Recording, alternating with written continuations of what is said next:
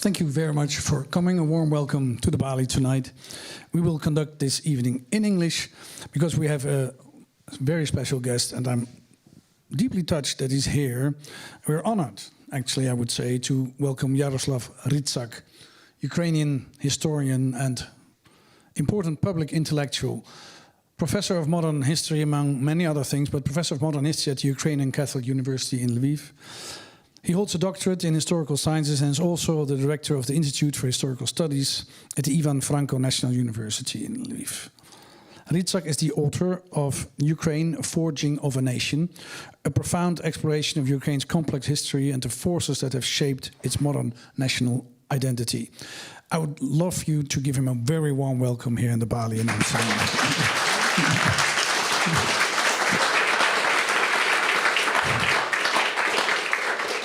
And before I continue my introduction, which we've worked on a little bit, but there are two main reasons, I would say, for this evening. One of them is your book, Ukraine, The Forging of a Nation, like I said, which is translated into English. It's written in Ukrainian, but it's translated. It's a great translation. It's a wonderful book. It's an amazing book. I'm a trained historian in the Western tradition. I studied it in Leiden. I studied it in Oxford. I taught it in Oxford. And I have to say, reading this book, I was smacked around the ears many times by what we historians in the West think is just normal, plain, the truth, history as we know it. It's not true. And your book is an amazing a book in many respects, also because it's from late antiquity to today. And that only in a book like this. It's very accurate, but it's very argumentative. And it's very well argumented, because there's a whole lot of explanations to things we Western Europeans take for granted for so many years already. And you do that in a scientific and in a convincing way, which I really liked. And sometimes in a polemic way, which is also nice for an historian, I would say.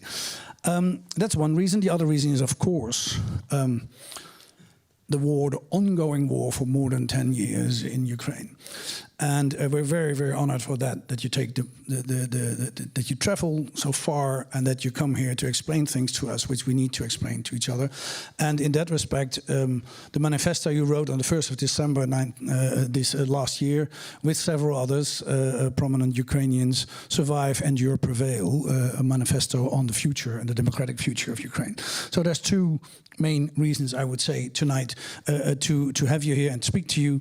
And again, I cannot say how happy I am and how important it is that you're here in Amsterdam. So I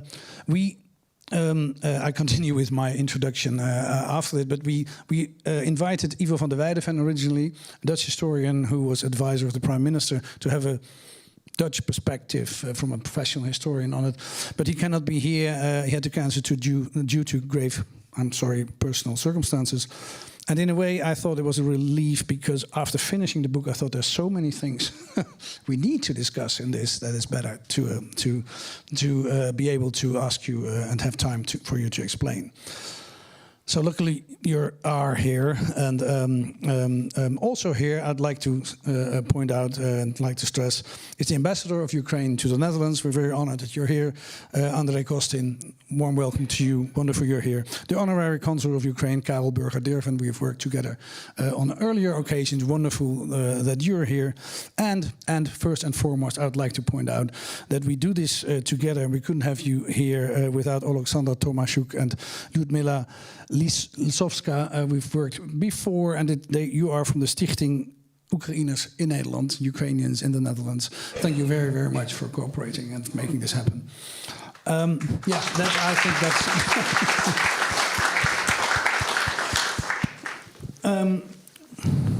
but maybe to start off, we agreed that you would not have a lecture before, but we just start off to have a few conversations. And as always, if you want to come in, that's after the conversation. That's sort of, we have two major parts, I would say, the book and the manifesto, and there's many things connected to it. But afterwards, you can always ask questions and come in. As we always do at the Balie, it's important to have discussions in public. Maybe first, if I can start off, I think one of the main things you argue here is that there's nothing such as the Russian mir, the Russian world.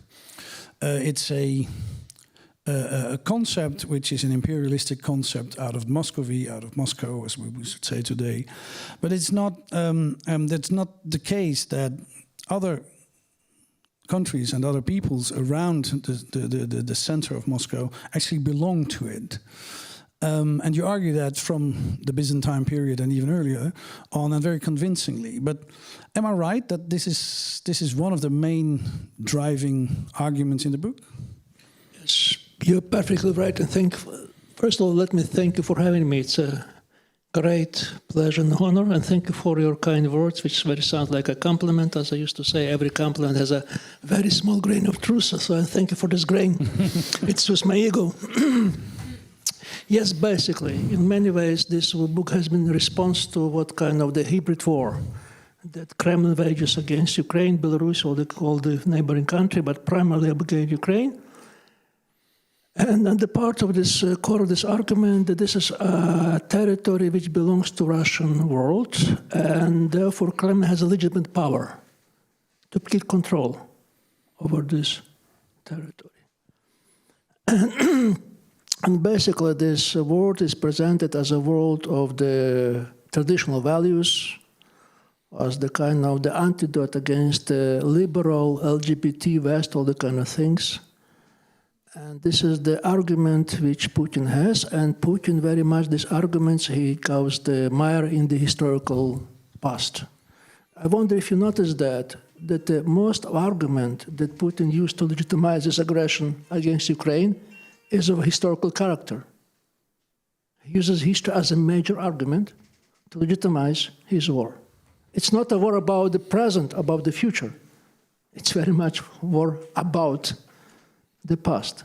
So basically, he creates a very attractive picture of the Russian world that saved the civilization, Dostoevsky, Tolstoy, a Russian army that freed from the Nazis, all the kind of things. And it works. Also for many people in the West, not just in Russia.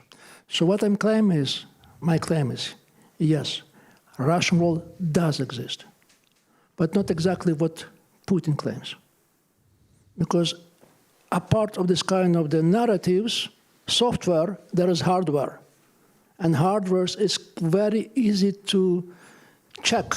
If you look on the data of corruption, the kind of comparing country, the corruption, authoritarian tendencies, the long-run oppression, opposition, and this is the part at the core of this Russian world. Ruski mir, and you couldn't explain this Russian world if you don't use a history. I have a very good friend of mine, he's a Russian historian. He passed away several years. He's probably an exceptional story. The name probably won't tell you a lot, Dmitry Furman. Several historians say that was one of the men who stood out. And it was exactly his point, that you could hardly understand what's going on if you don't apply history, because history matters. And if you ignore history, you get a very severe punishment for that. Not in the time of narratives, but times kind of hardware, long tendency, so to say. Again, I could go for years. So basically I'm saying here, again, I'm very much talkative. You promised that you would cut me short. But and you did. You don't. But no, you don't. Because this is a long story. So actually, if I may use the main argument, I believe the title is somewhat misleading. It's about a nation. It's not about a nation. It's rather global history. And now see the central point of global history, on the civilization history, human history, whatever, you name it, it's a violence. What stands at the center of the history is a violence. And actually every society could be compared and measured how it deals with violence. Whether it turns violence in the marginal, try to marginalize to some kind of tolerated minimum, or it put a violence at the center of your society. Of society. And this is exactly the case. So this what I'm telling you is, what about the Russian world? Because Russian world is the putting violence at the center of society. Yeah, and that against all society, against all society. But you're saying you just said, you know, this is true in the 20th century. This is true early. But in the book you say, and that's interesting as well. To your point, you're saying Timothy Snyder explains that very well in the book. We had him here in earlier occasions, but he starts too late. Many historians start too late, and that's another interesting thing.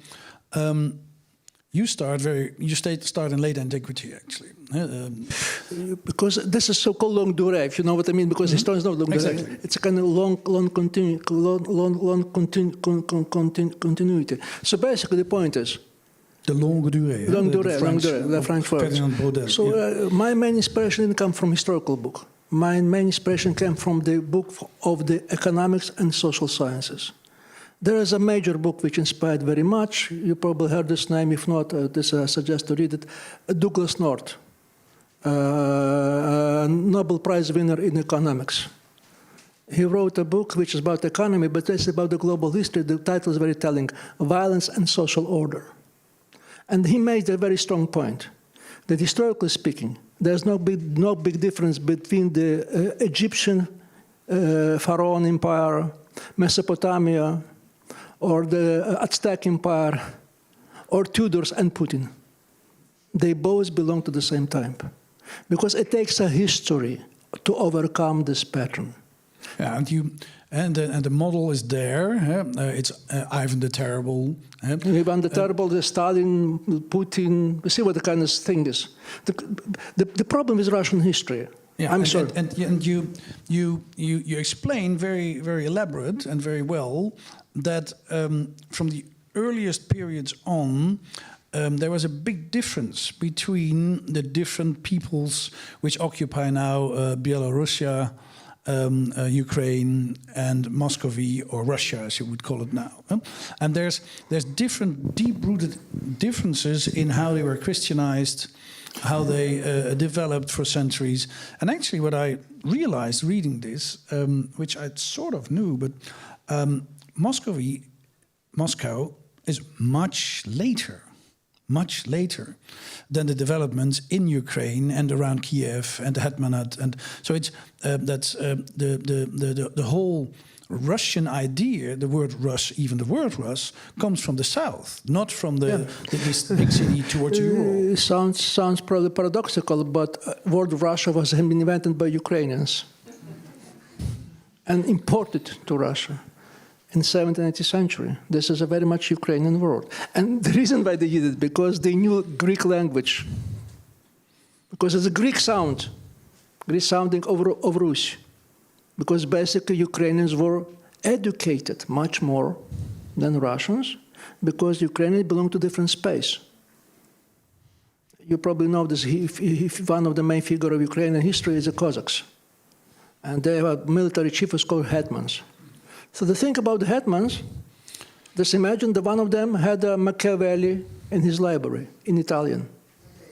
Yeah, he read French, Latin, Polish without a doubt, Greek. Could you imagine a Russian Cossack reading all the kind of things? Because Ukraine belongs to different space. And what do you mean by different space? You explained that very well, but could you explain us? So basically I would say that one of the major tragedies which occurred, that in the 12th century I would say, 12th century, the Eastern Christianity and Western Christianity went different tracks. Yeah. This is probably the crucial moment. And this is because in 20th century there was kind of cultural renaissance, which we tend to ignore and forget. Because basically what we have there, universities came into existence. Did you notice that there has been no university in the Orthodox space until the 17th century? This is something very important. Also, the Crusades, race of the cities, all the kind of things. And most importantly, reinvention of Aristotle and Greek legacy in this space, because it gives a kind of rational sort of boost. You're for the Aristotle, Thomas Aquinas. Thomas Aquinas, exactly. Thomas Aquinas. This is something important because you have kind of rational grain or rational, say, push with this territory. It never happened within this space for a variety of reasons. So what I'm saying here, starting from the 15th, 17th century, it came into this space exactly when Cossacks emerged. And most of Cossacks, they've been educated because it's kind of part of the story. Because if you belong to nobility, and they've all been nobility, kind of nobility, you have to send your kids to a collegium. And collegium means you have to learn all the languages, plus music, plus poetry. One of the best skill you have to provide a long, versified toast during banquets, which is a must. It's like your master degree, something like that. There is a story, a very nice story about a Russian saint whose name is Dmitry Rostovsky. He was born in Ukraine. He's Dmitry Tuptolo. And he graduated from Kyiv-Mohyla Academy. He became a bishop in Russia under Peter the Great. And the Russian priest denounced him because he was eager to do alchemist experiments as a bishop. And also he wrote several songs, all the kind of things. So they thought he is not really Christian. He's a witch. But basically there's a part of different story because it's a different space. That was a kind of norm. I mean, being an educated person, you have to do. One thing, he mocked Russians. They say, you never know the real name of the Jesus. Because they say in Russia, Jesus is Jesus. But if you know Greek, Jesus means you have a same ears. So how could you claim somebody, Jesus, because in Greek name is Jesus, and not Jesus. See kind of differences. This is something very important because it provides a different kind of picture. I bet you know the history of British Empire. At least all of us know some British history. So the point is, paradox is that British history was much built by Scots. Because Scots has the same advantage. They were much more educated than English. Yeah. Yeah. So in a sense, Scots were building British Empire because they saw this is their empire. And the same, you're right, is true. And also Ukrainians were Scots of the Russian Empire. Yeah, they were, and that's an important insights into very accurate description of when universities were founded, where they were founded, and there's a huge difference between the Moscow Empire part and Ukrainian spaces. Where so many of the things go much. You're right in that respect. Timothy Snyder writes about the birth of Ukrainian identity and nationality, but it goes back way further, and you argue that very. But the thing is, it's a culture. It's just an argument. It's illustration. It's an argument. Argument, illustration to something which goes much deeper. And which is? And which is the limitation of power, limitation of violence. Mm-hmm. Because basic limitation of violence is a very much European tradition, which emerges from the Magna Carta and conflicts between the Roman Empire and the Pope. Yeah, the division of power. Division of the power. So the idea of division of power, that there could be no absolute monarch, is very much come from the Europe, not the result of kind of the, how say, dogmatic issue, because of the reality of the fight, so to say. The reality of power. Yeah, the fight exactly. Of power. So basically, to say the power is partitioned. Yeah. Nobody could have a full power because there's a parliament, there is a gentry, there is a judges, all the kind of things. Yeah. There is a self-governing cities, like all the kind of things.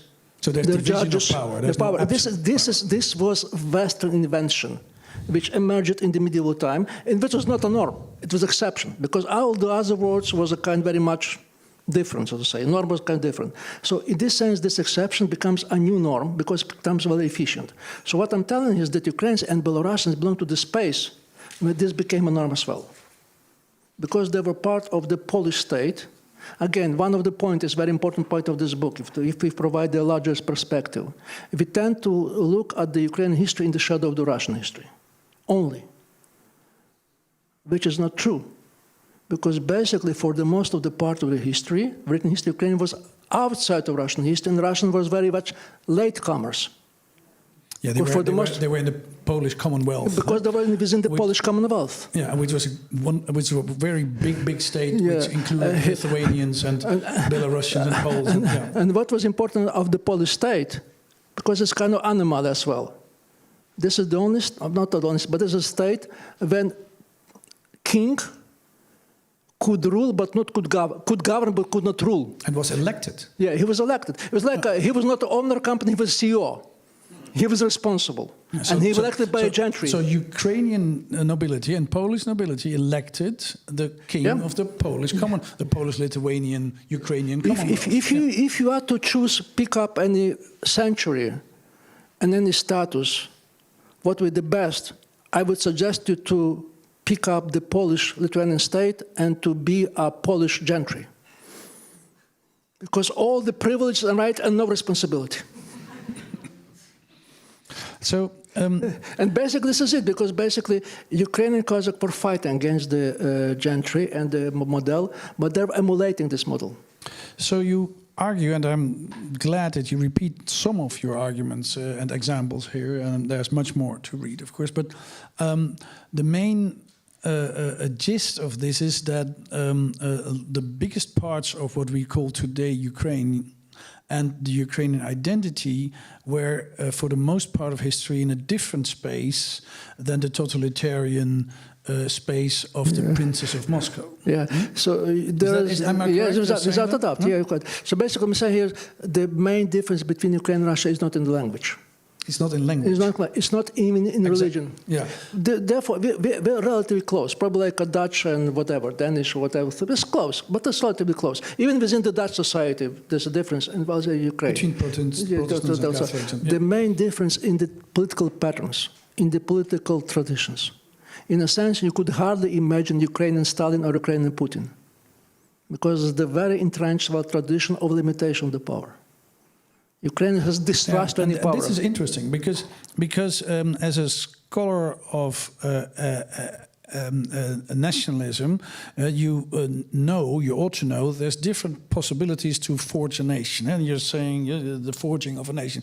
There could be the same ethnicity, the same language, not the same language, the same legal system, or the same myth of descent from the legal system, or religion. And you're saying Ukrainian forging of the national identity is much connected to the intellectual space and the legal space, which was different from the one on the other side of the border and the Russian side. And that's very interesting, because you argue that the forging of the Ukrainian nation is in a different intellectual and judicial space. So a part of Ukrainian and Belarusian, there are another element here, you probably will be surprised, Israel Jews. It's for some Ukrainian anthem sounds very much like a Polish anthem, because Ukraine emulating. And the main event was freedom, fighting for freedoms. But there's a third anthem, which emulating the Polish and Ukrainian anthem. You will never guess which one is this. Israeli. Because the author of the Israeli anthem was born into Polish-Ukrainian borderlands. Because basically what Poles were doing, very much like a French Revolution plan, they were nationalizing the people. They were learning, they were teaching them language of this kind of democracy. Nation conceived as a kind of the political entity with freedom, all the kind of things. Yeah, but the goal of the entity is exactly, freedom. Yeah. So this is, and this is what I'm saying here, because basically it shows us empirically why Ukraine belongs to different space. Because basically this is what about, it's not about the history. It's what a history. Putin make a case for history, but he was claiming a wrong history. Because he believes that since many Ukrainians speak Russian, they must be Russians. By the way, very much like Hitler did, because Hitler believed that everybody who speaks Germans, they are Germans. And there's no big difference between Austrians, Swiss, they must be there. And also some Ukrainians speak space because there were many Germans living in Ukraine, all the kind of things. So he used this argument of 19th century, by Putin, because he believes that the nation is defined by language. And we say it's nonsense, because nation is defined by political rights. So he made a mistake by believing into his own myth of the Russian nation. It's the biggest mistake of Putin, because he because he believed that since half of Ukrainians roughly spoke Russians, they are Russians, so therefore Ukrainian nation is artificial, has no roots. It's kind of inventional kind of thing. So therefore, Ukraine should give up in 3 days. This is exactly it, because it does believe a nation exists, Ukrainian nation. Because see, this is kind of the radical notion, and we say it's quite different. No, it doesn't work that way. Because basically it's not about the language. It's much deeper. It's about tradition. I wonder if you remember this kind of the picture from the First World of the War, which became viral, when Zelensky is standing in the court of his presidential palace, and says, we are here, we're not leaving the country. And I wonder if you notice what is there on the picture. They have tested Ukrainian historian to explain it, because there are five persons there. So there is Zelensky, then Yermak, who has been fired recently, and there is a leader of his party in the parliament, whose name is Arachamia, and there is two other, Podolyak and Shmel. So what I'm saying here, this is the 5 leading personalities of Ukrainian origin. So the thing is, Zelensky and Yermak are Jewish, Arachamia is a Georgian, and there are 2 who are Ukrainians. It's a different concept of nation. See what I mean here? Because otherwise, Putin wants us to believe it's about ethnicity.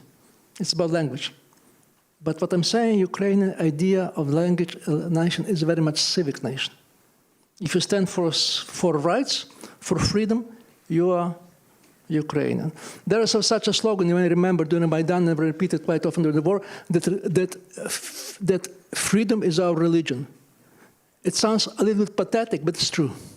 Because otherwise you couldn't understand why that many people in Ukraine fighting and resisting, including Russian-speaking cities like Kharkiv, like Odessa. Because it's not about the language. It's something goes much deeper. It's about the values, what you believe and what motivates you, so to say. And this is also, I have the flip side, because I believe it's also explain why this war is so severe, and unfortunately why I don't believe that the war could end that easily on a short time. Because I used to say it, this is my comment, that you could relatively easily end the war if this is about interest, about territory. You could sit by the table and negotiate. But when it comes to values, values could not be compromised. People would kill each other for values. And this is exciting because basically Russian-Ukrainian war is a much war about values. Deeper, it's a war about values, it's about a different concept of what society is and what your nation is. Yeah. You make that argument very, very well. I'm glad I did it. And then you, it's important. It's very important. It's a huge difference.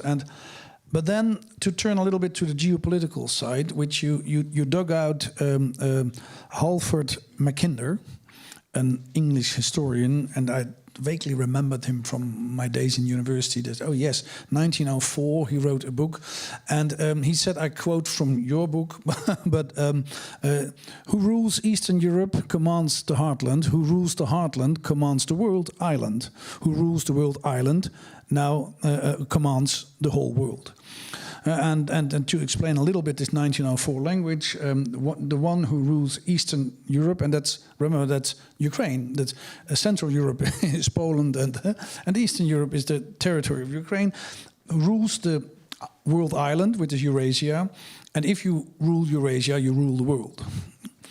And if you read about the history of the heartland of the island of the world, which is the steppes and mountains of Ukraine, basically, a lot of it is a very, very bloody history. If you read about the numbers of people killed, the numbers of the time, how many times several cities changed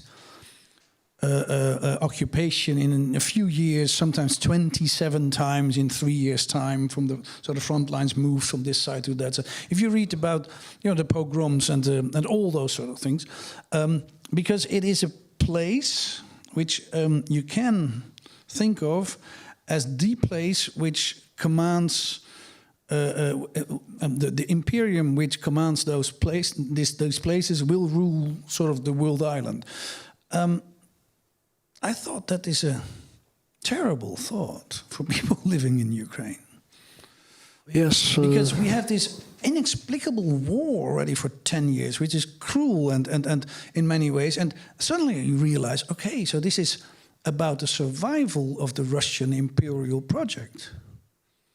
It's not only about values, it's also about Russia needs to command it. If Putin believes this, if Putin believes Halford Mackinder, then it's about the survival of his empire. Without a doubt. Because it's not about Ukraine which is at the stake, unfortunately. Unfortunately. We would like that we really have a regional conflict. The stakes are much higher and much deeper. And it's much wider. Yeah, that's what this implies. Yeah. Yeah. A lot of people think it's a regional conflict, Yeah. and we might freeze it, like Moldova and Transnistria. We wish to be unimportant. That will probably have a much more settled life like in Netherlands.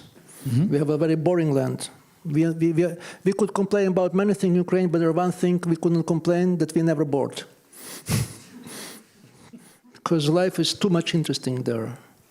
Just give you the idea about the tragic statistic. Before 1914, beginning of the First World War, and 1944, the end of the Second World War, the 30 years, every second male and every fourth female died of the violent death in Ukraine. It's not includes Ukrainians only, also Jews. Could you repeat that? Could you repeat that? Just that amount? So The last sentences you said. Every second male and every fourth female has died of the violent death, because the wave of the violence was increasingly one after another without any stop. Starting in 1914, irony was that the First World War had less victims than the 2 years afterward of the Civil War. Because the idea of the bloodlines. The years after 1918 were more bloody than the whole war. Within this First World War. So the irony is that this First World War was probably the less bloody period in these 30 years. Because you count the Stalin repression, especially in Ukraine. You have to count the Nazi repression, the Holocaust, all the kind of things. And you could not start to fathom the size of this tragedy. No, that's why I asked you to repeat it, because it's almost impossible to grasp. Half the male population. There has within the first half of the 20th century. So this is one comparison that could probably give us to some better understanding. There is another bloody war in European history, which is not the Second World War, but the 30 Years' War of the 17th century. War between Protestants and Germans and Catholics. Yeah. And also has a third part of the German population has been died during the 30 years. So that's what we call in Holland the 80 Years' War, and the Germans call the 30 Years' War. Yeah. But that, yes. I didn't know that. So basically, this is because there's kind of parallel, because we have a 30 Years' War of 20th century in Ukraine. So my point is, you could not count that this is separate wars. It's in Ukraine. It's 30 years. Yeah, it's from 1914 until the death of Stalin. Even it could extend to the death of Stalin here, but still there's something important. So therefore, I'm saying that Ukraine becomes, first of all, a very important geopolitical region, what Mackinder says, which also you could find, funnily enough, you start reading Stalin or Trotsky, they realize that. They write it. They write that the future of the proletarian world revolution depends on what happened in Ukraine. If you read literally, we now tend to forget, ignore this word, but they're saying, they believe, they understood, which is very, very, very, very important. Very much the German army knows it. They say, who has a key to Kyiv rules Russia. And therefore Ukraine quite become, 19th century, 1914, is the date we have an emergence of Ukrainian issue as a geopolitical issue. Unfortunately so, because new character of the war. This is total war, First World War and Second World War. Mass mobilization, which means it boils down to resources, crucial resources. And Ukraine has a coal, Ukraine has a steel, Ukraine has oil. Plus, since this is total war, mass mobilization, population counts, cannon fodder. And Ukraine is one of the largest group. And therefore, this kind of what Mackinder says.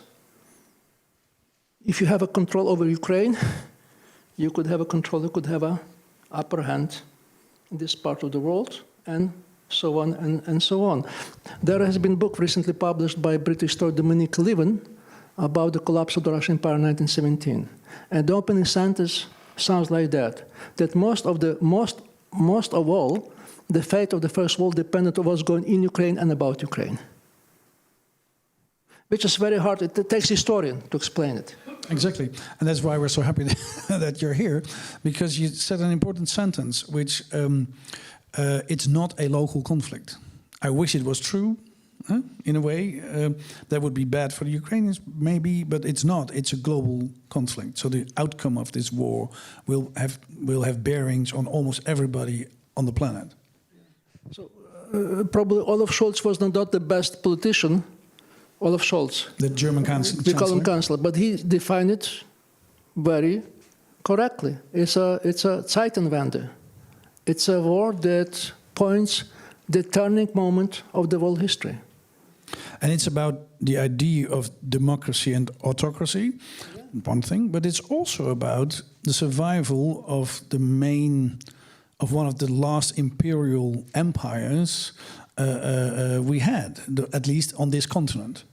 We believe, we hope, the Russians. we hope so that this is the biggest mistake of Putin, to start this war. Yeah, it might be. And you're saying, you're saying in your book, page 282, I think, annexation of Western Ukraine and the Baltic states is considered to have been one of Stalin's biggest mistakes, which to a Western-trained historian is, you're kidding, that was Stalin's biggest gain. He was supposed to be a strategic genius by, getting all those Central and Eastern European states in after the Second World War. But could you explain what, and that has to do probably with maybe this is Putin's biggest mistake. The Soviet Union, Stalin did the same thing, annexed countries which had a totally different cultural background. Why was that a mistake of the Soviet Union? Because Stalin annexed the territories which are less Russified and less Sovietized, which is kind of political tradition, so to say. And Putin knows it perfectly. By the way, he's not counting on Western Ukraine. He doesn't want Western Ukraine nowadays, this war, because he doesn't want to repeat the mistake of Stalin. Because for him, Russian Western Ukraine is too toxic for Russian world. He wants to leave behind. So he's talking to the So he's aware of Stalin's mistake. Yeah, he's aware perfectly. He's smart. He's not genius. He's not a good strategian, but he's smart on the level of tactics.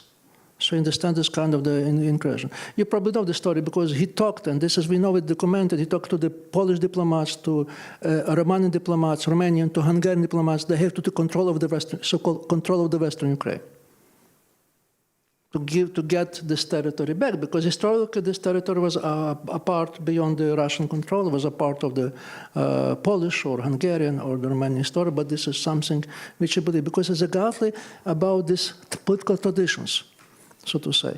And he is mistaken, because basically what I'm saying here in Ukraine, because we now believe what was been Western Ukraine before the collapse of the Soviet Union, now it's very much Kyiv. Kyiv has this kind of culture. Kharkiv has this kind of culture. Dnipro has this kind of culture. Because the spread, it's too late. It's spread eastwards. It's westward, because it's catchy. It's catchy. People know how to cherish freedom. Once you have freedom, you don't want to give up. Because it's better standards. You say, better quality of the coffee. Of dessert, all kind of things. It's a kind of viral, it's a virus, so to say. And he doesn't understand that. He doesn't understand this also. But one is responsible with kind of the extension of this culture. Because there's another factor which is missed by Putin, which is no long-term factor, which is a short-term factor, and this emergence of a new middle urban class. And probably Zelensky is the best epitome of this class, because these relatively young people at age 35 to 40, 55, which has been born even before the collapse of the Soviet Union, or after the collapse of the Soviet Union, but they don't have the memory of the Soviet Union. And then it's be raised not in the state industry, not within the state, unlike Putin, They had been raised in the service society, in the IT sector, in the business, all the thing, and they want to parallel of the games. And mostly, they may be Russian-speaking, they want to have the same living standards as their peers in France or Poland, all the kind of things. And this exactly, and they are spread everywhere in Ukraine, smoothly rather, but in the large cities. The cities will have a large university, all the kind of things. Something which has to be taken into account, which we tend to forget. Ukraine is formally one of the most educated countries in Europe, judging by the number of people who graduate from the universities. I'm not telling the university system is good. This quality could be doubtful, so to say. But at least if you spend 4 or 5 years at the university bank, you came with different values, so to say. So this is what I'm saying here. Everywhere you go, this is something which is now evident in Ukraine. Everywhere you go, you see that these people, this age group, now is in the power. Be it country president, or be it rector of the university, or some kind of economic business, all the kind of things. And again, if you compare this kind of pictures, talking about this Putin, this Zelensky, and this 5 musketeers, so to say.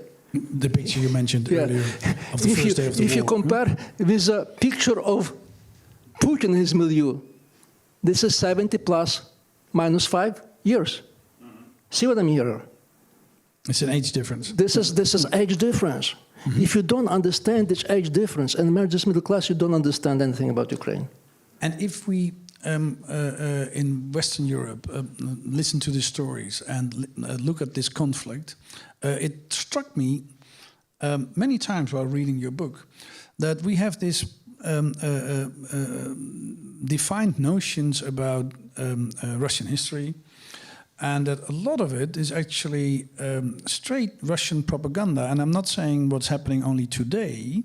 And I had a striking example in your book, just one small sentence, where you say that there was a revolution in Russia in 1917. One is the February Revolution, which is a bourgeois revolution and wants to build a liberal, sort of liberal Russia. And then there's a coup d'etat in October, which is called the October Revolution by every historian in the West. It means Bolshevik revolution. Bolshevik is not a coup d'etat, it was a coup d'etat. Yeah, and you're right, it's a coup d'etat. And I realized, yes, you're right, it's absolutely a coup d'etat. It's nothing to do with the revolution. But we call the October Revolution, we still do, and we still teach our children in our schools. And I did my final exam in history in 1986. And a special subject was a history of the Soviet Union. And it's the October Revolution, of course. It's not. It's a coup d'etat. The revolution was in earlier that year, which was a real revolution and against the Tsars. But maybe you're the wrong person to ask, and I should ask Dutch historians or English historians. But what's your explanation that we are so prone to write in that vein? The imperial history of Eastern Europe is the Russian history. There is no exception. Say the biggest impact that has on me on talking about revolution was my unfortunately deceased colleague Mark von Hagen from Columbia University, because he was military trained historian, and this is exactly what this major report became has come from him, because looking for a different point of the story, not national things. And one of the most important historians, I believe probably the best historian we ever had, it's a Tony Judd. You probably heard this name. If you don't read Tony Judd, he's the best historian. Tony Judd, yeah. Tony Judd, yeah. And also he's very well, his prose is excellent. Yeah, he died recently, and he writes very well. But the thing is, this is something he was one to discover, that Eastern Europe is much more important than Western Europe. Because he started as a historian of the France. His biggest book, most important, about the France, about Sartre, Camus, intellectual history, the kind of things. But he was slowly moving from France to Czech, to Poland, because he found out that there is more deeply truth in Eastern Europe than in Western, because in Eastern Europe you feel more profoundly violence, like Joseph Conrad.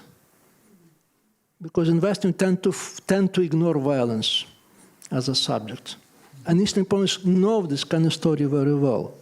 So this is basically his main point. If you want to get the gist of the history, it's better to go into Eastern Europe. But there's something truly puzzling about the fact that the Russian imperialist and colonial project of centuries is not recognized in the West. You could also say, and you write this very well, that the war at this moment is a decolonization war. Huh? You could easily say that after centuries of colonization. But that's not recognized in Western Europe. I would say... It's strange, because we had our colonial empires. We came to terms with it a little bit. The Dutch, the Portuguese, the English, the French. But we don't recognize the same thing if it's on the other side of the Elbe River. I beg to differ. I beg to differ. Please. Because I believe that situations is slightly more optimistic. But correct me if I'm wrong. Mm-hmm. Because today, yeah. Maybe it's because starting, nowadays in Western academia, there is an attempt of self-decolonization. Self-decolonization. Because there are many centers in North America, in Western Europe, and Israel, who were focusing on Russian history. They say we are now decolonizing our studies, and we're looking more closely on Ukrainians, on Belarusians, on Jews, on Georgians, all the kind of things. And this is the war who made them change their opinion, because the war is the kind of new reality, and to respond to this reality. Because before the war, they believe many that Russia is much important thing. You could really ignore this kind of small nations. Mm-hmm. And they tell them they're very important, these nations. Yes. Because they define the future of the world, in a sense. So there is such attempt. I have a friend of mine who is has a chair in the Hebrew University in Jerusalem, in the Jewish history. So he renamed history from Russian Jews to Eastern European Jews. This is because he believes, he knows it, so to say. Yeah, so you're saying it's starting to shift. It's too late, but it's late, but it's better late than never. And I believe that, again, the Ukrainian war was kind of the game changer in that sense. Mm-hmm. That said, which raises another question. If this is so, if this is more about the history, about the values, all that kind of thing, that situation looks pretty hopeless. Because this is a war for forever, if not for long, because you couldn't resolve such a conflict. But this again, when history comes to kind of resistance, to help, because we still know there is a hope here, but you have to build this hope wisely, so to say. Because there is hope here, because the story is, and again, if you look on the Russian history, Russian always also made several attempts to change this trajectory. There at least was probably 10 or 12 attempts for a long time to mitigate the violence, to come with reforms. It's probably the most important, famous is Alexander II, reformed for 20 years. Judge will state all the kind of thing. Then we have to take it into account that the Bolshevik coup d'etat came after 9 months of attempts of the liberal Russian elite to make Russia a normal European country. And then again, Putin came after 10 years of the reforms of Yeltsin and Gorbachev. So this is gist of the problem. This is, sorry? Gist of the problem. So this is the problem, because basically it was raised by one of the, again, it's a very interesting story. He was a Russian historian of Jewish origin from Ukraine, Alexander Yanov. I wonder if you know this name. He was forced to leave the Soviet Union in the 70s. He became professor in the New York City University, and he wrote a lot about Russian history. So he called this problem Russian pendulum. Pendulum, yeah. So basically says that give us a hope that in Russia there were several attempts to make Russia normal state. Not a great again, but a normal Western state. But the tragedy is that this kind of attempt ended with the pendulum going into a different direction, and the kind of the even bigger reaction and much more repressional regime, so to say. So this is the point, he says that the major challenge of Russian history, how to stop the pendulum. He believed that after Putin, it will be the final swift. Symbolically, he died a day before the war. Before the war. The war, this is the war, yes. Russian He was war, 91, because he kept telling this, because discussing. He believed this is the final attempt, because this is something which is... By the way, I heard the shortest Russian anecdote. I wonder if you understand Russian. Будущее России. You don't get it. Future of Russia. This is the shortest anecdote. Because it's not because Russia has no good scenario. Putin stole future from Russians by imposing on history. Because history is a problematic. History is a illness. I have to say, I hate history, personally. Because history is an illness. But we have to compare with doctors. Doctors should not like illness, but they have to cure the illness. Historians have to cure history, so to say, but not the history that we are taught in schools. Still, we call it very much the say sanitary version of history, without a violence, nice picture, all the kind of things, because we tend to meet what's really in the center, which is not for kids. History not for kids, so to say. And this is exactly we have to try to leave the history behind, move out of the history. Therefore, in Ukraine, original title was Overcoming of the Past. Overcoming of the past. Because basically we want to leave the space of the violence, space of aggression. And for us, this is something, for us as victory would be leaving this space. Leaving the space. And entering the other space. And this problem has been already solved. And this European Union. Because why has it already been solved? Because the war is still waging. There's bombardments of Kiev at this moment. Yeah, but I mean, what is another European Union? You could criticize European Union for many things, and this is deserve it. But there's one thing you could not criticize European Union, but this is no war zone. This is no war zone. It's unprecedented. It is unprecedented historical phenomenon. For the first time in the world history, you have a large region which you could hardly imagine, fathom, a war between two neighbors. Even so, they waged the war for years, for centuries. Bloody war. France and Germany, France and England, Britain, Germany and Poland, so to say.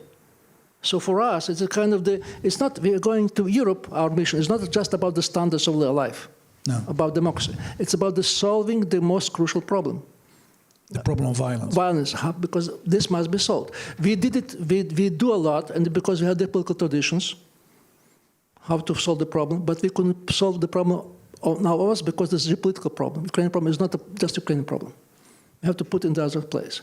And by joining Ukraine, by joining European Union, we extend this territory of the war. And once we extend this territory of the war zone, we create another possibilities for the Russia and other countries, so to say. So this is something which I believe is very much part of the story. But then you have to redefine history, redefine past, and redefine the war. What is the war about? Because in many cases, we look very, I would say, superficial and simplistic. That is about between Ukraine and Russia, this is about the ethnic territories, Russian-speaking things. It's very much about that, but it's not the major issue. At least Ukrainians think so. They think by different ways. That's very important how you put it. That's joining the space where they at least solved one of the bigger problems of history, violence against each other and state violence. And because otherwise, if Ukraine would collapse, it would endanger the system. Absolutely. Because Greenland. And that's one of the reasons why it's a global problem and not a local problem. It would endanger the system of non-violence in Europe. And I was coming to that. You wrote with several others, Survive, Endure, Prevail. And you're saying this, among others, in it. It's a rather short essay. Actually, you can read it on Raam op Rusland if you're in Holland. It's an English version in it, which is a website which informs us on Russia. And you're saying there, you as in... many people, not you alone, you're saying our return to Europe through EU membership and our final exit from the Russian world has been the hallmark of our political development over recent decades. And you're explaining exactly this, that this space where which should be opened While reading this very powerful statement, it rang a bell, of course, to the Havel essay directly after the 1989, where he writes about the return to Europe of the Czech lands and the Czechoslovak lands. Were you aware of that reminiscence, or is that... Without a doubt, because we were much influenced by that readings. Unfortunately, I'm not that young, but at least when I was younger, I read a lot of stuff of the 80s. Havel, Michnik, all the kind, they had a huge impact on us, so to say.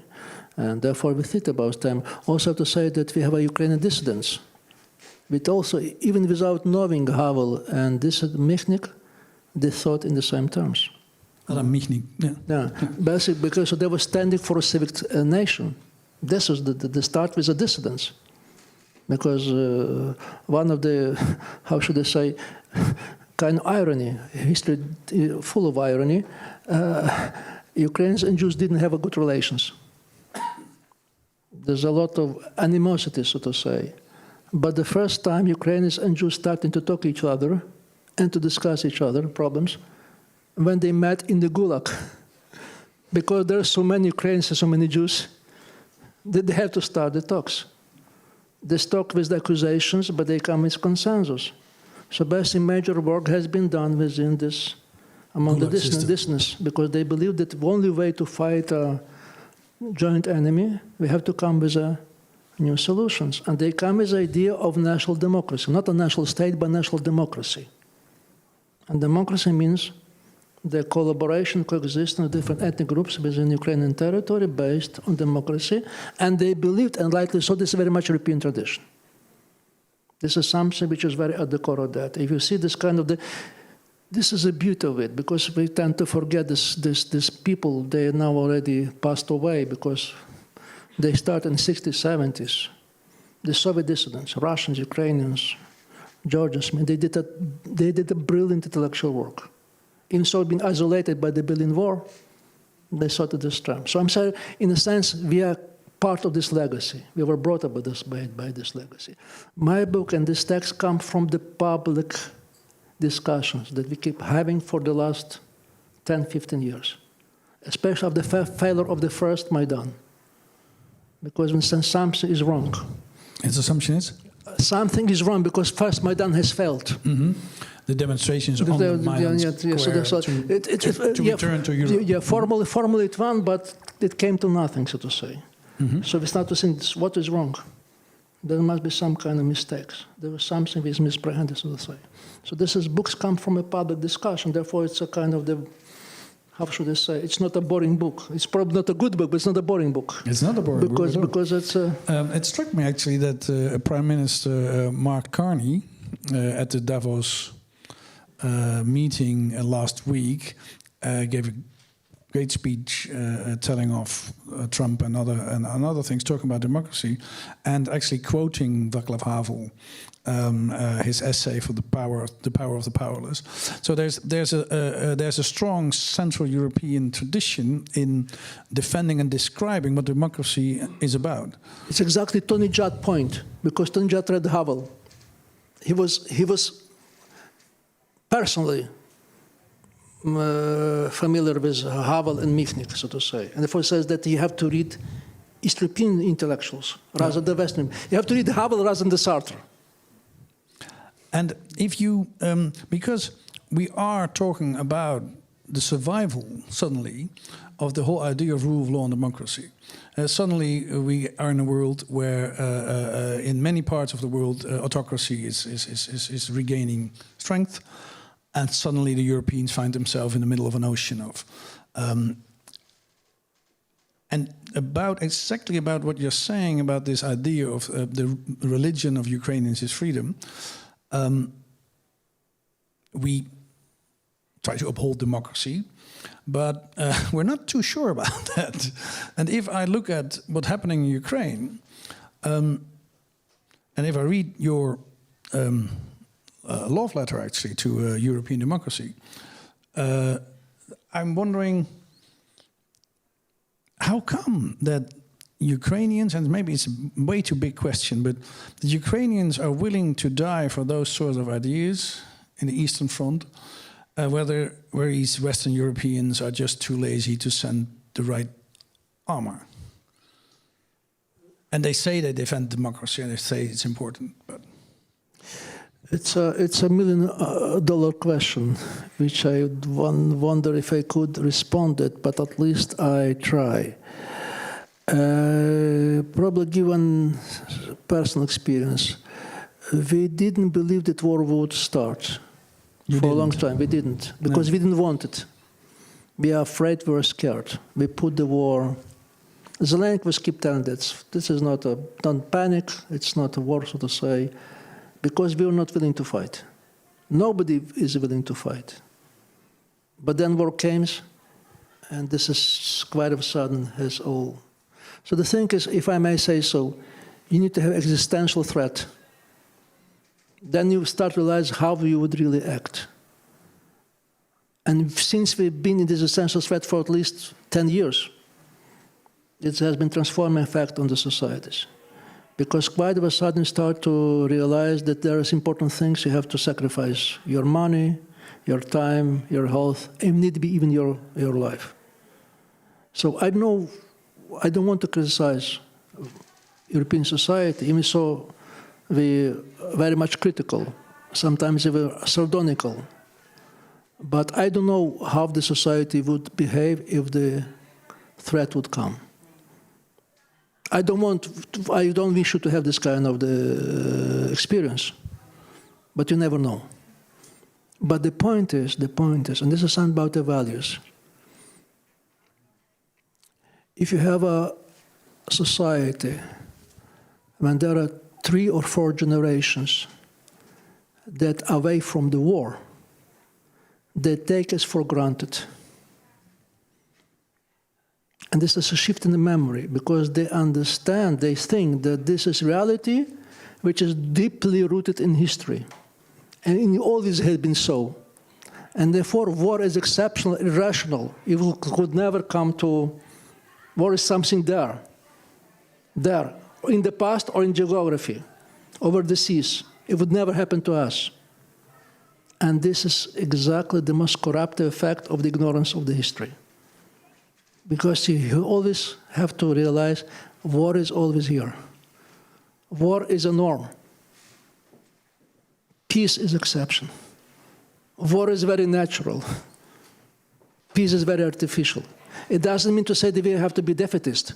No, it means you have to invest efforts to have a peace.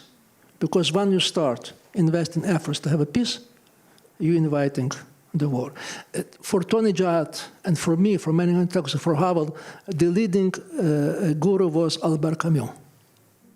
For Hannah Arendt, Albert Camus.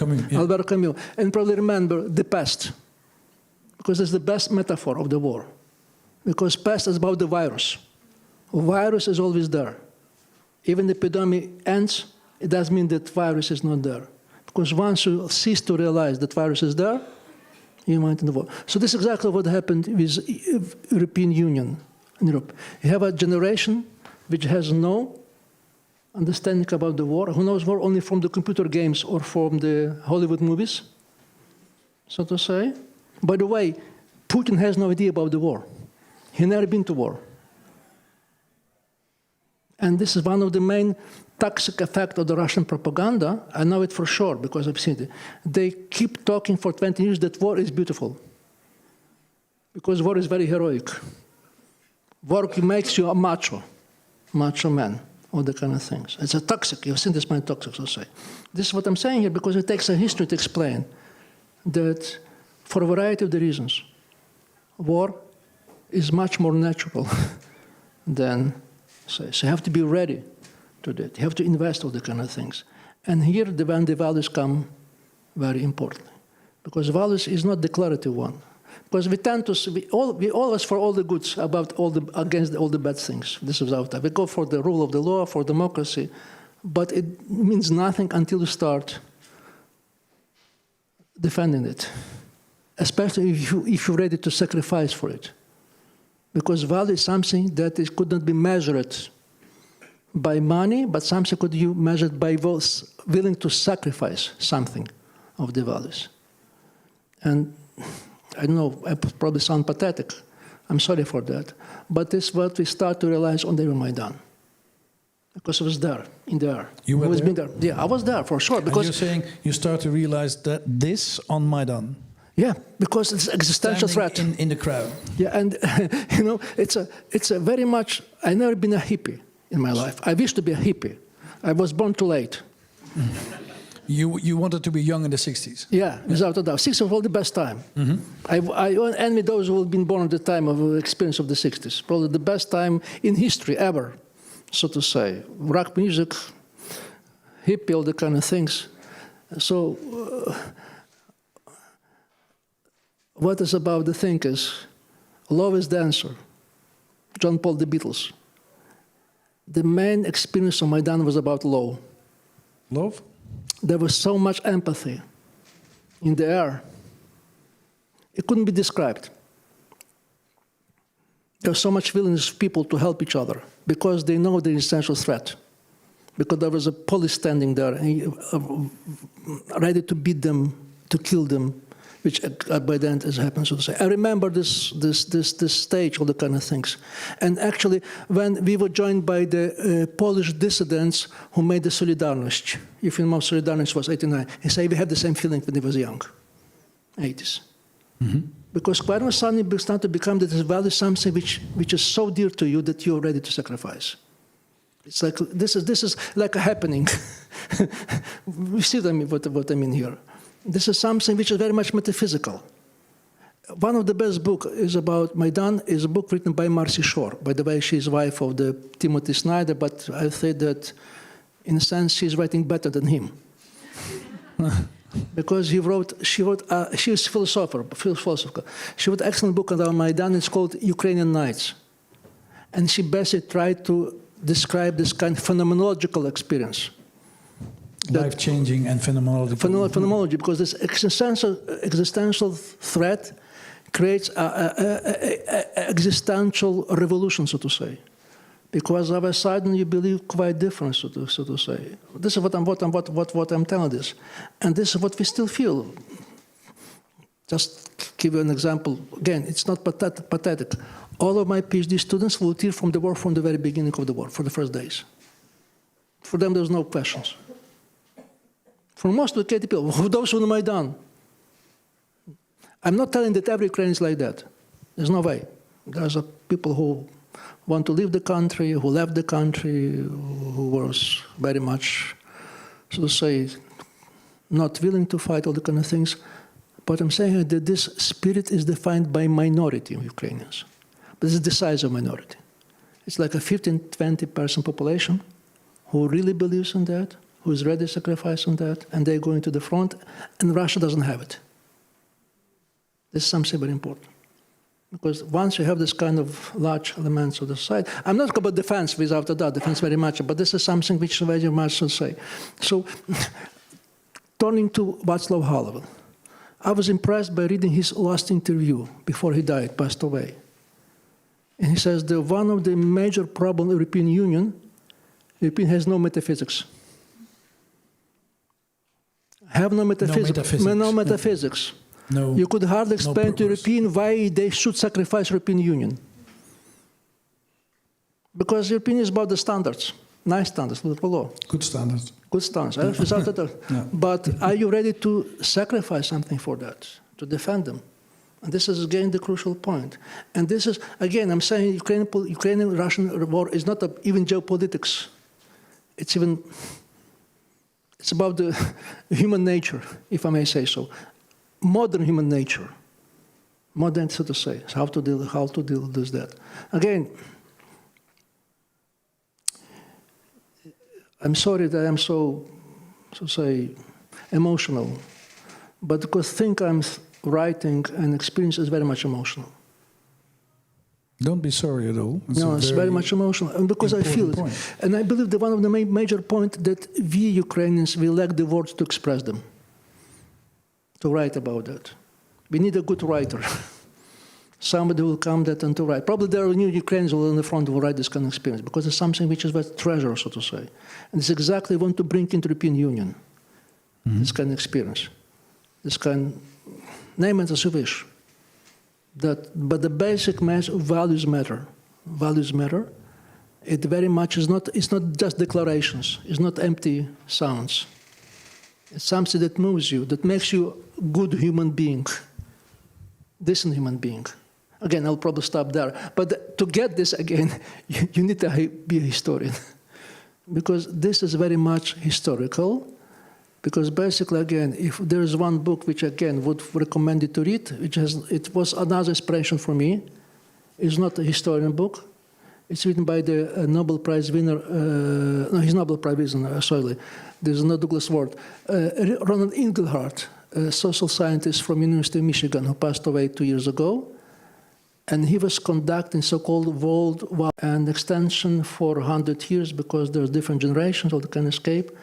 And he made probably the richest social data which now exists in the world. And based on this data surveys, he made his book about modernity, about modernization. And basically what I'm saying here, that once you start reading this book, it has a tremendous effect on me. Like for the first time, people who do this chemistry has seen the Mendeleev table. See what I mean here? Because you see started to see some pattern. And exactly his pattern. He says that this is, he's trying to say that our standards of life, our attitude of our life very much depends on what our values are. But not the declarative values, but those who were ready to sacrifice something for that.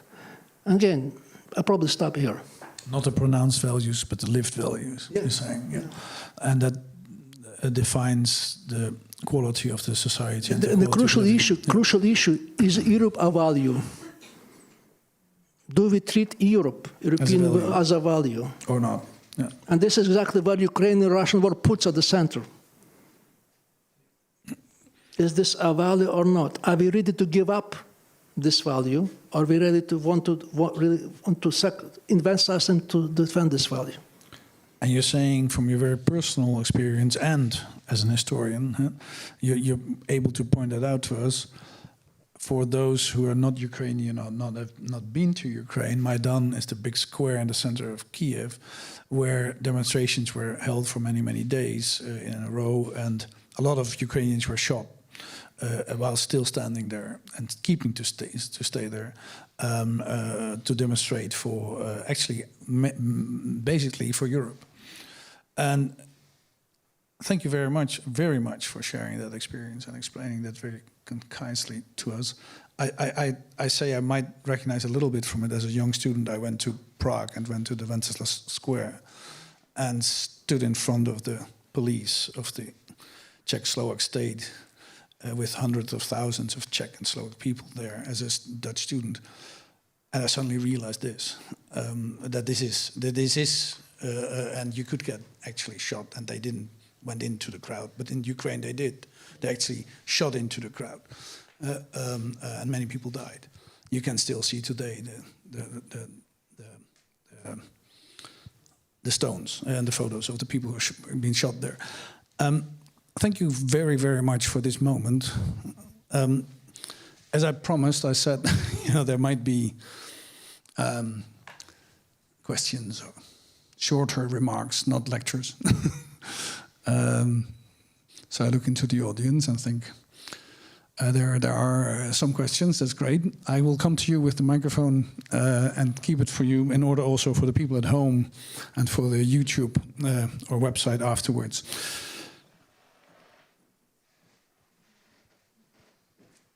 Hello, Goedenavond. May I take it? No. Okay.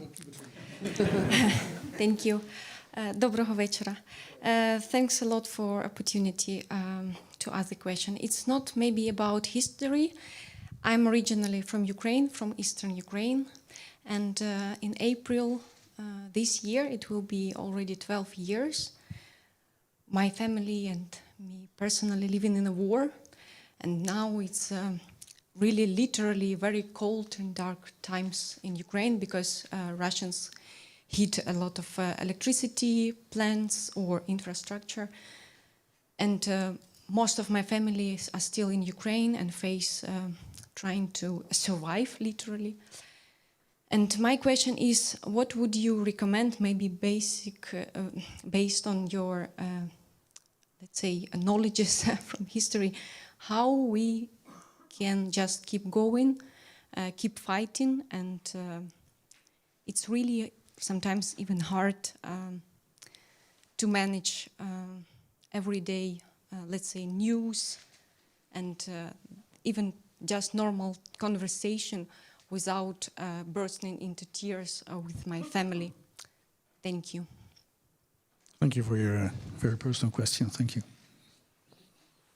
I wish I knew the answer, because this big answer for myself. I also lost several good friends of mine, my godson, so I know what they're talking about. I couldn't fathom that because basically I'm living in Lviv, which is much safer than Kyiv, but I could realize my son is there as well, so to say. So I would just say probably a few things. First of all, don't count that on the soon end of the war, because this is something which I believe is dangerous. Because when you have a high expectations, these high expectations end to the kind of the deep pessimism. And the worst thing what could happen is to fall into kind of desperation and pessimism. Once you fall there, you're helping Putin, because Putin exactly wants to be our desperate. From what I know, again, this is probably not exact definition, but the spirit which I described is very much now a spirit of people who are in these cold rooms, houses in Kyiv. I'm just amazing what they are doing. One of these few examples. They gather together on the evening, on the morning, to make exercises, the whole house, like 10 stores, all the neighbors, kids, and then together.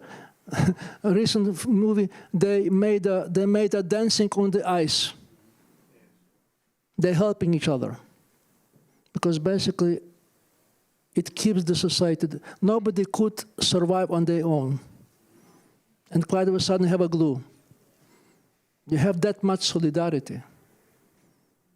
It makes your eyes wet when you learn what is.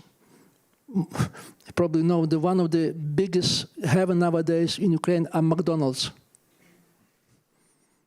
because they have restrooms working, they have a generator, electricity, and burgers, and French fries, and the toilets, and the Wi-Fi, and many restaurants just open the doors for the people. This is very much experience over Maidan. I remember it very well. Kairos-san. Because you could never know what people manage when such a challenge come.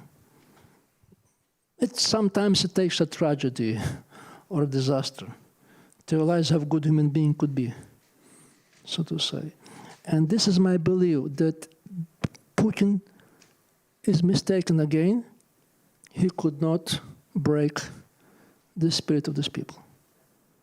This is something, because when you start to feel the solidarity, that's it.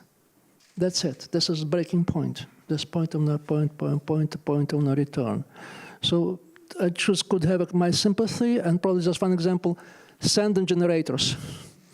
Send them clothes. The words are not enough. Mikudov says, do something.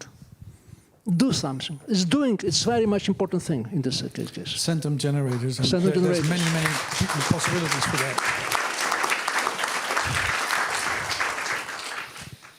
I think I saw your hand, didn't I? Yeah. Добрий вечір.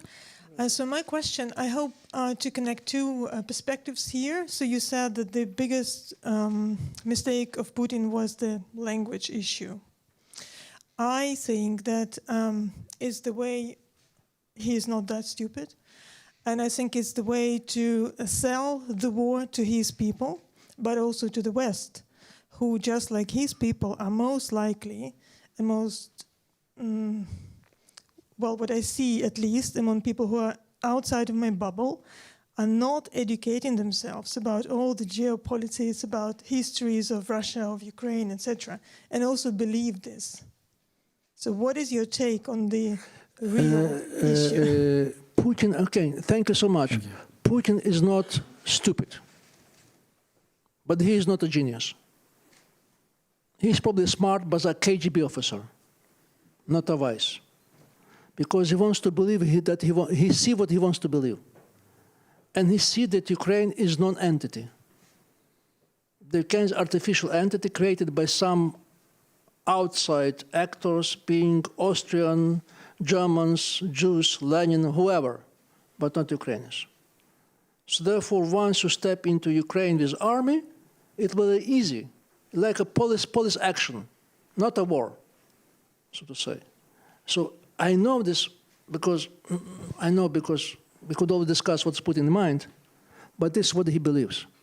Because the attitude of Putin to Ukraine could be defined by one word, and this is obsession.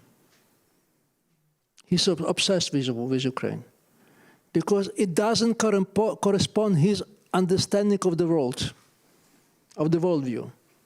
He's totally confident that he's a right way of understanding the world. You probably heard this kind of his words, that he's so bored that he has nobody to talk to, only with Gandhi. So to say, because he understands like a god. And here's a Ukraine country which doesn't correspond. Most of it that humiliates him several times. So this is obsession. It's very much irrational. Again, I do realize, yes, that he's using language as a pretext very much of the history, but there's more than that. There's just obsession with the understanding of the war. That in this kind, very much like a Trump understanding, that this is a world when the power only matters, when only great powers matters, so to say, when if there's anything kind of opposition, it's not a real opposition, it's a plot concocted by some other forces outside, like very much in Iran, because there's typical understanding of this autocratic leader. By the way, there is a very good book. Name escapes me. Help me, please. This is a book which is called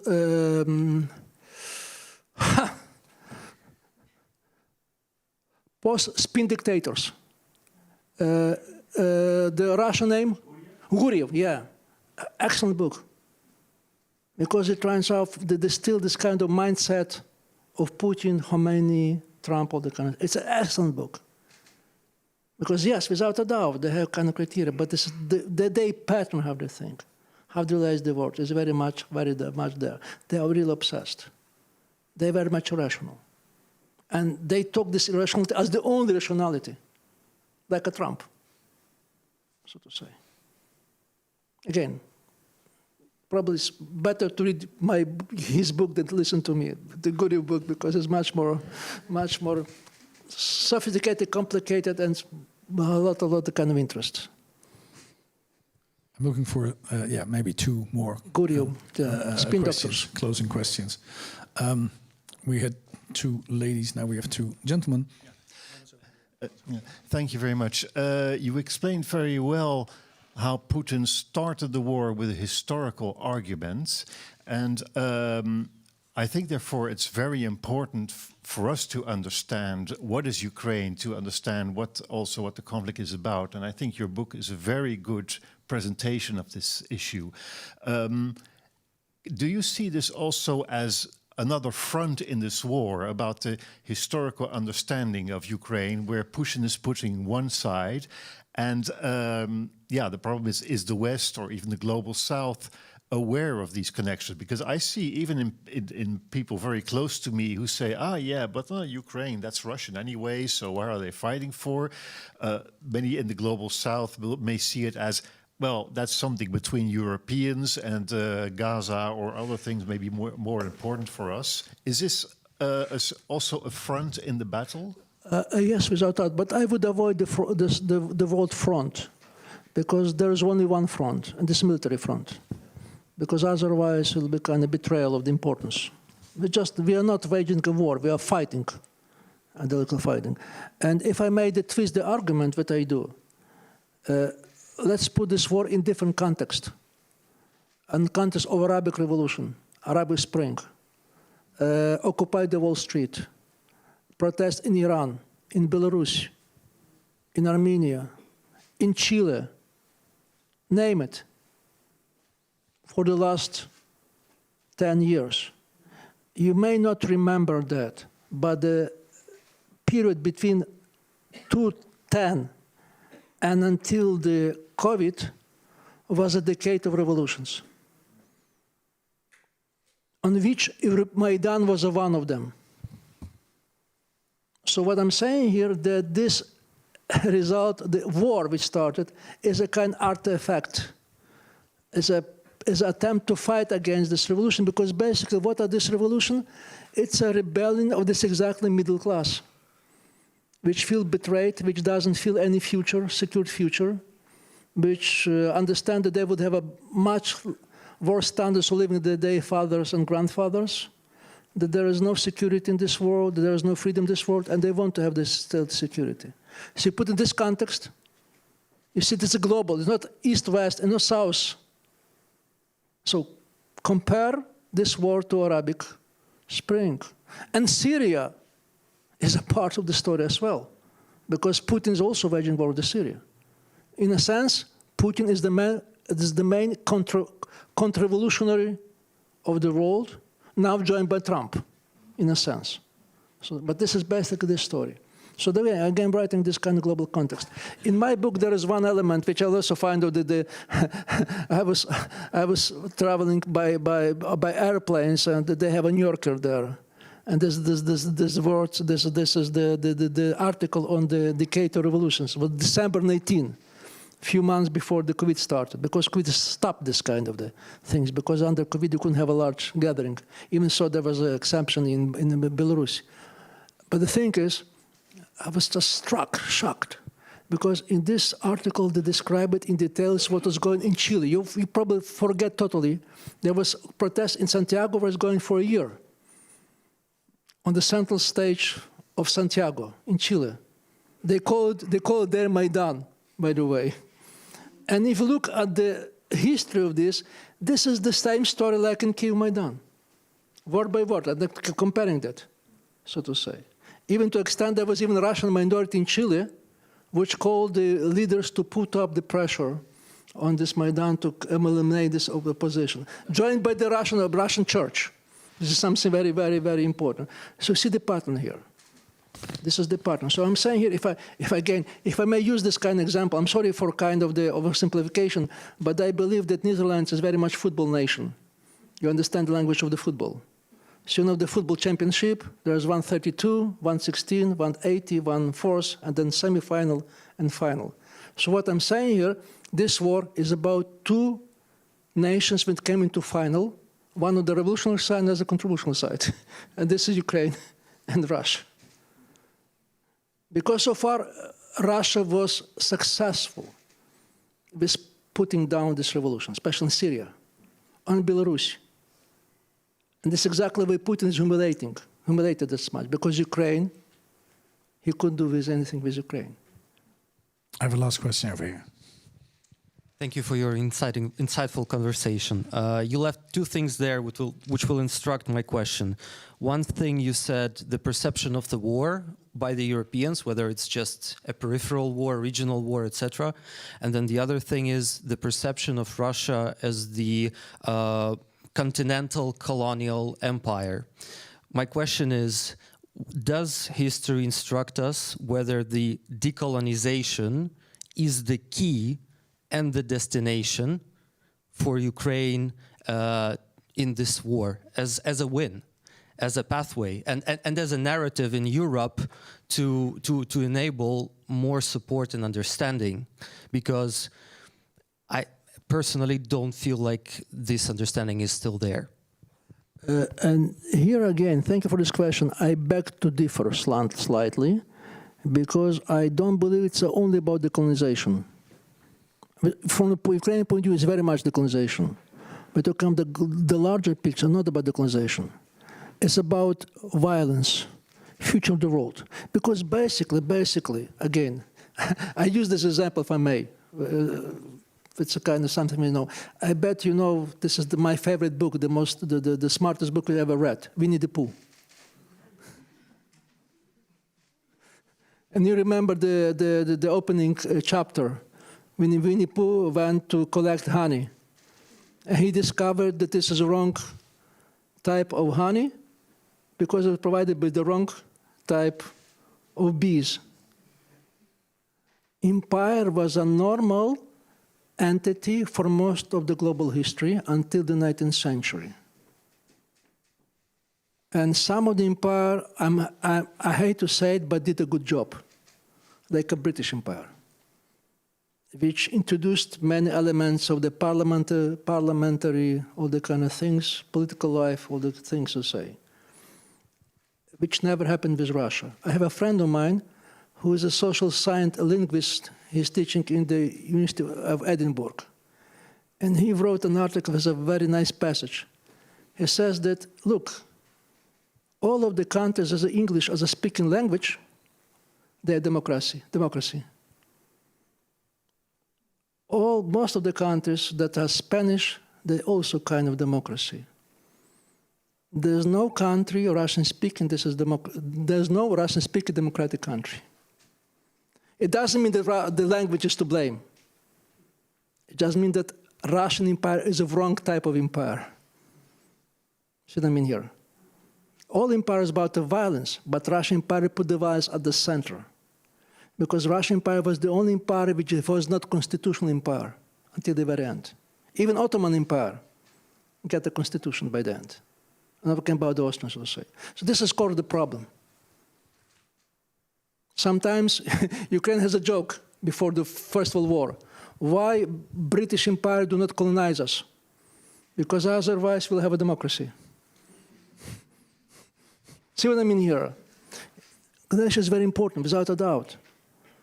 Because colonization is about relations between the power. Because power is the center and center is the violence of the thinkers. But it's more than that. It's about the violence. Because when you start talking about the violence, you could extend the story. You could talk to United States. Because violence is re-emerging there as well. With our eyes, look what's going on in Minnesota. Minneapolis, I'm sorry. Minnesota. This is the capital of Minnesota. Minnesota. This is what was going on. So we see the emergence of the violence at the core. So this is something which we have to be aware of. And this is the message of Albert Camus, Tony Judd, Hannah Arendt, Václav Havel, Yaroslav Hrytsak. Without a doubt. The most genius and the most modest. I have a last request to the Mr. Ambassador of Ukraine, Andrei Kostin. I'm very, very happy that you're here. And I wondered whether you had a closing remark for us.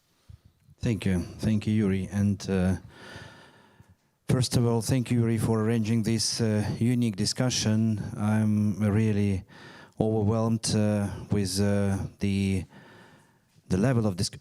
Sorry, yes, please. No. It will look.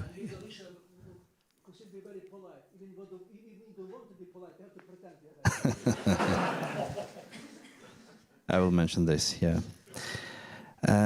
My first thanks goes to where is my Catalina? To Catalina. Yes, because she prepared very nice and speech, final remarks. And thank you for that. I know it's a difficult job to prepare, taking into account my previous speeches and finding out what to propose. But this is not the evening when I use your proposals for final remarks. Because I want to say that Professor Yaroslav Hrytsak, who shared with us his knowledge, his experience, his wisdom. He also shared with us the most important, I think, Ukraine is contributing to the modern world.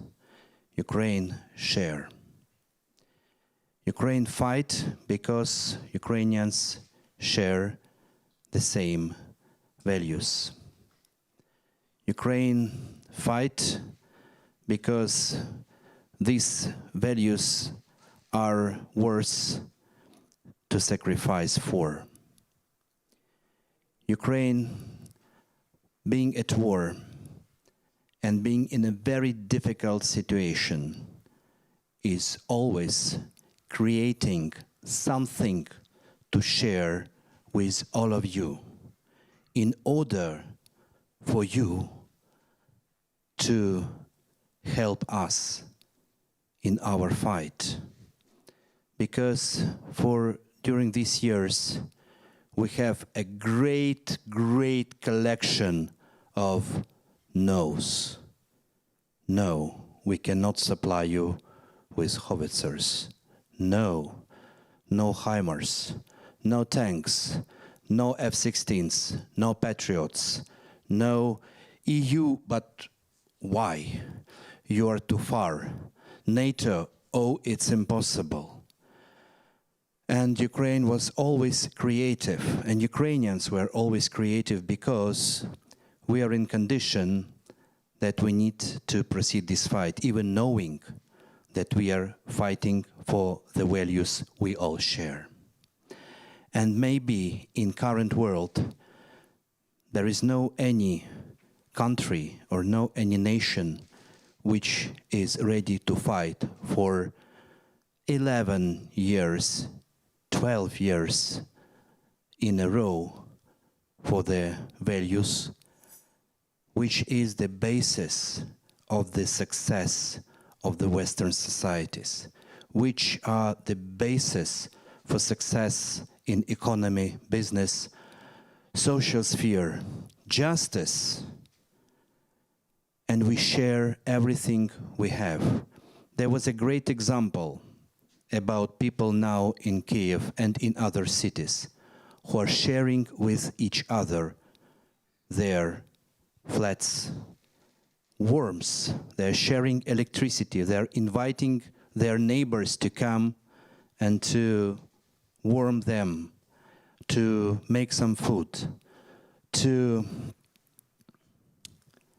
help to repair their flats which are damaged from the everyday day and night attacks by drones and missiles. Because not only power grid and power generators are the targets, but also a lot of civilians suffer. And in cold time, you need people to help you to close your windows, which are broken, and then you go and help your neighbors. And this is how we share everything. And I think that this knowledge of what is history of Ukraine, why some tragedies were happening with Ukraine and with Ukrainian people. It's because we are sharing with you, because we are literally inside this history, which is going on every day. There is a funny wording. Tomorrow, today will be yesterday. And history is changing every day. And we Ukrainians, unfortunately, we are inside of this history. And what I told you this night as my final remark is the call for all of you to share what you heard today from Professor Yaroslav Hrytsak. Because if we live inside this history, most of others who help us, who support us, are living outside this history. That's why we have another understanding of what's going on and what could happen tomorrow. And this is very important to share.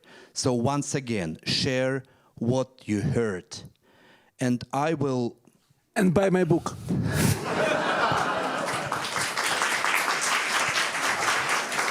And as a very final word, why I ask you to share what you heard, and why I ask you to trust not only the arguments which Yaroslav Hrytsak shared with you, but because being inside the history, we Ukrainians breathe the different air. We know how many times we said, what will happen? And unfortunately, we haven't been heard.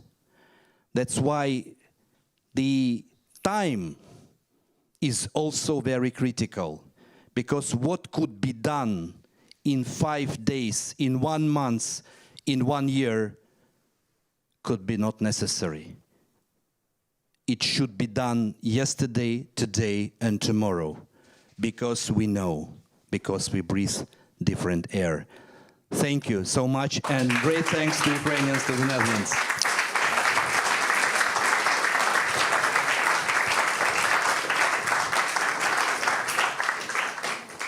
If I may, to have a final word. Slava Ukraini.